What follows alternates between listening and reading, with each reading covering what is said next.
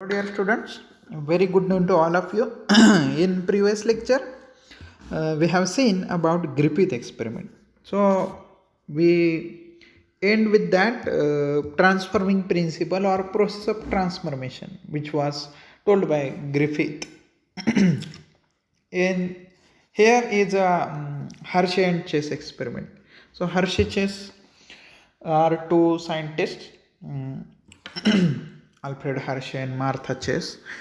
So they have done one another experiment which is actually proving that DNA is a carrier of genetic information or genetic material. तो Hershey chess का experiment हम लोगों को बताता है कि DNA जो है वो जेनेटिक इंफॉर्मेशन का कैरियर है. सो क्या होता है हर्शे एंड चेस के एक्सपेरिमेंट में देखते हैं. सो इसके लिए बेसिक्स अंडरस्टैंडिंग करना क्या है. हर्शे चेस एक्सपेरिमेंट क्या इस्तेमाल किया है हर्शे एंड चेस ने. सो हर्शे चेस ने एक बैक्टीरियम इस्तेमाल किया है जिसका नाम है ई कोलाई, इसेरिशिया कोलाई भी जिसे कहते हैं. So Hershey Chase used a bacterium that is known as E coli. Griffith ने अलग बैक्टीरियम इस्तेमाल किया है, ध्यान में रखिए. हर्शे चेस ने अलग बैक्टीरियम का इस्तेमाल किया. सो बैक्टीरियम ई कोलाई किया है प्लस एक बैक्टीरियोफेज का इस्तेमाल किया है. बैक्टीरियोफेज का मतलब क्या होता है सर. तो बैक्टीरियोफेज का मतलब होता है ये वायरस है. क्या है एक्चुअली, ये वायरस है दैट इन्फेक्ट्स और किल्स बैक्टीरिया. तो इन्फेक्शन करवाता है और इसको मार डालेगा. किसको मार डालता है, तो ई कोलाई नाम का जो बैक्टीरियम है. So he used bacteriophage and name of bacteriophage was T2 bacteriophage. T2 bacteriophage का इस्तेमाल किया था. नाम है इसका T2 बैक्टीरियोफेज. तो बैक्टीरियोफेज इस्तेमाल की है और बैक्टीरियम ई कोलाई. तो बैक्टीरियोफेज है जो जाके इन्फेक्ट करेगी ई कोलाई को. T2 बैक्टीरियोफेज इन्फेक्ट करेगा ई कोलाई को और ये इसी के साथ में खिलवाड़ किया, एक्सपेरिमेंट्स किए और बताया कि डीएनए ही जेनेटिक मटेरियल है. तो जेनेटिक मटेरियल कौन होता है न्यूक्लियस के अंदर, या फिर जो जनरेशन टू जनरेशन पास होता है पेरेंट्स से आगे तक, चिल्ड्रन तक, तो ये डीएनए होता है. क्या प्रूव करना है हमको इस एक्सपेरिमेंट से, तो DNA is carrier of genetic information.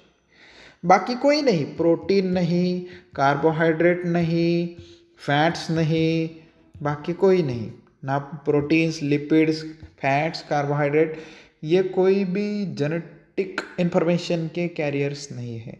Genetic information का कैरियर है डीएनए, डीऑक्सीराइबो न्यूक्लिक एसिड, जो न्यूक्लियस में प्रेजेंट होता है.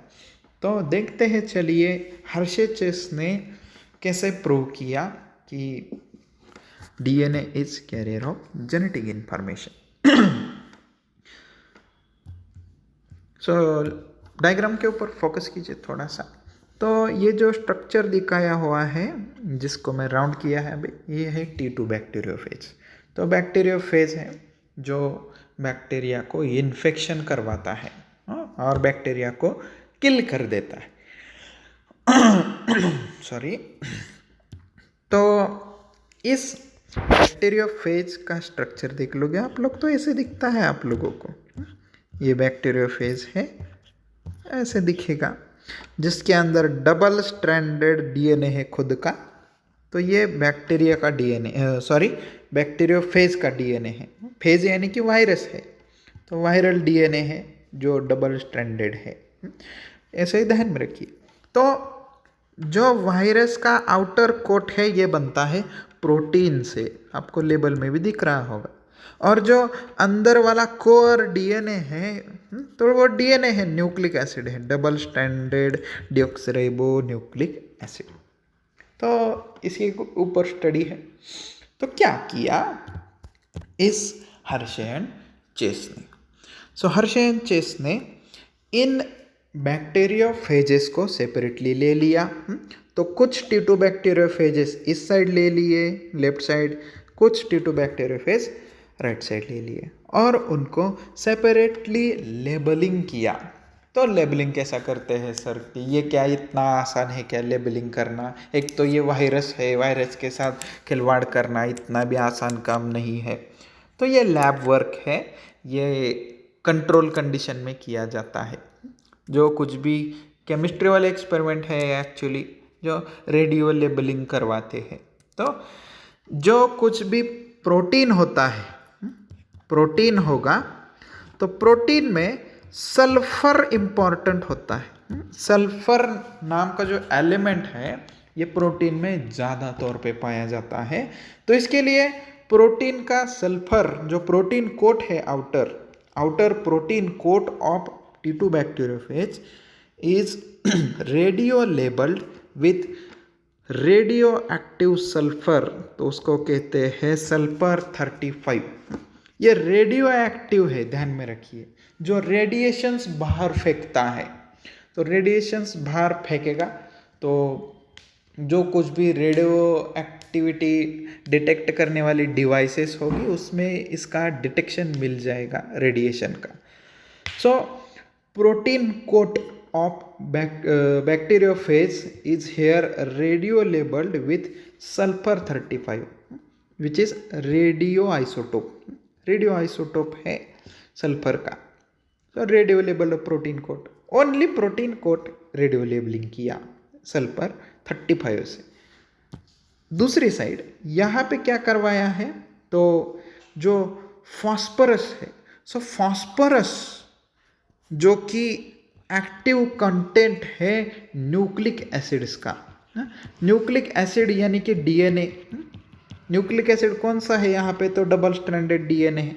सो जो कुछ भी डीएनए था बैक्टीरियोफेज का, टी2 बैक्टीरियोफेज का, वो रेडियो लेबलिंग करवाया उसका फॉस्फोरस 32 से। सेपरेट है, देखिए यहाँ पे प्रोटीन कोट जो है बाहर वाला उसको लेबल किया है बाय सल्फर 35 से।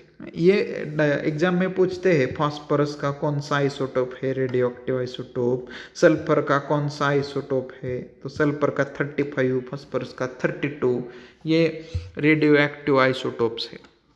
तो इससे इनका लेबलिंग करवाया है।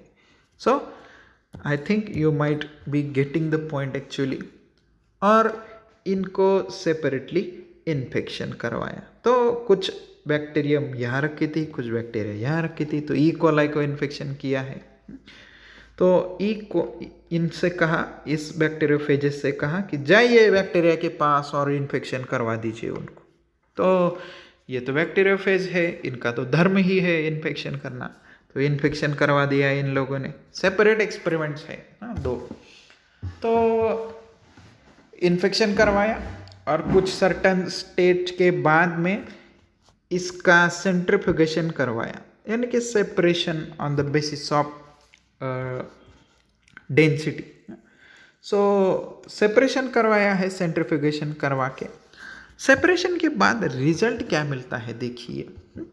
सो रिजल्ट क्या मिला सेपरेशन के बाद? तो radio labelled protein coat of bacteriophages. तो पता है हम लोगों को कि यहाँ पे रेडियो लेबलिंग किया है प्रोटीन कोट को, तो वैसा के वैसा मिला। Protein coat of bacteriophages is already radio labelled, तो आपको सेंट्रीफ्यूगेशन में वो दिखता है। Plus there is no radioactivity in bacterial cells. जो बैक्टीरिया की सेल सेपरेट की थी या फिर उसके टुकड़े सेपरेट किए थे, तो उसमें कहीं पे भी रेडियो एक्टिविटी नहीं मिली, वहाँ से रेडिएशंस कहीं भी इमिट नहीं हुए। बात को समझिए। दूसरी एक्सपेरिमेंट, दूसरी ओर क्या किया?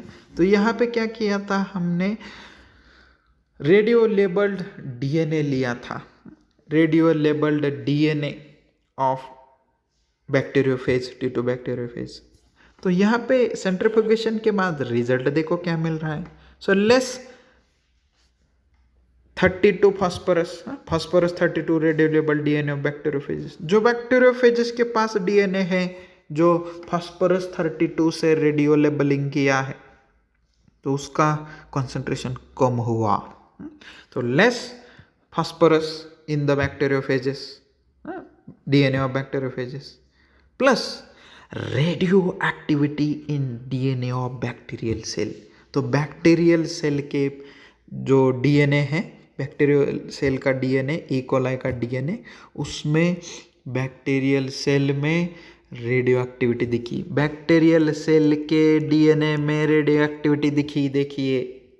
तो इसका मतलब क्या है कि जो बैक्टीरियोफेज का डीएनए है वो जाके ट्रांसफर हो रहा है कहाँ पे?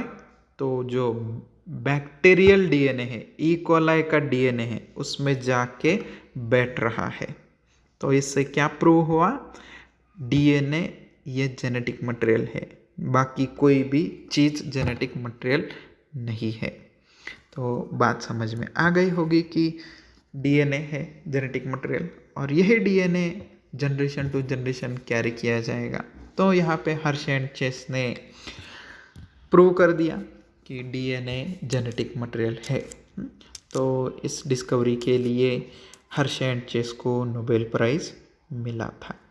So thank you one and all for watching the video. अगले वीडियो में हम दूसरी यूनिट चालू करेंगे।